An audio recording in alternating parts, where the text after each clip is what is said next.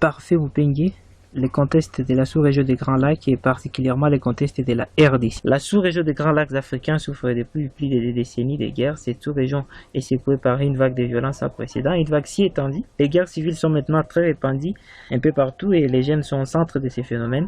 Ils sont utilisés pour s'aimer la violence, la terreur et la destruction et pourtant ils sont les premiers à en souffrir. Pour le cas de la RDC par exemple, les défis majeurs à la consolidation de la paix peuvent être classés en 4 facteurs divisés selon moi. Il s'agit ici des groupes armés dans lesquels les jeunes sont utilisés pour s'aimer les guerres en répétition ça et là, les rébellions en répétition également sur l'ensemble du territoire national, des morts répertoriés à l'issue des violences, que ce soit à Baini, que ce soit au Kasaï ou ailleurs, la violence faite à la femme, l'exploitation illégale et anarchique des ressources, dont la terre, les revenus de ces ressources ne reviennent pas dans les trésors publics, les enfants utilisés dans les travaux des carrés miniers, la desserte d'école, la drogue, la violence et les viols.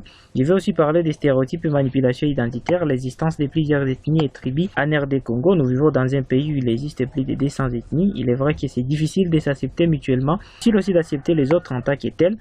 Aussi, la mauvaise gouvernance et les déficits démocratiques, ceci est à la base d'un taux élevé de chômage des jeunes délaissés et les jeunes vont se livrer au vagabondage sexuel, l'alcool, cherchant à se distraire, d'autres au banditisme pour essayer de chercher comment survivre. La RDC étant parmi les pays les plus limitrophes au monde, le partage de ses frontières avec les pays voisins est déjà aussi un problème.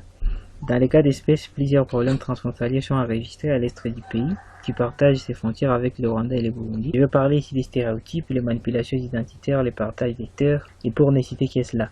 Mais je crois très bien que comme nous avons tous une même histoire, avec la stratégie action participative qui cherche à comprendre les problèmes avec et par les gens concernés par les problèmes, les dialogues et les rencontres mutuelles entre les jeunes, que ce soit au niveau du pays, au niveau de la sous-région ou au niveau international, peut donner une lueur d'espoir pour un changement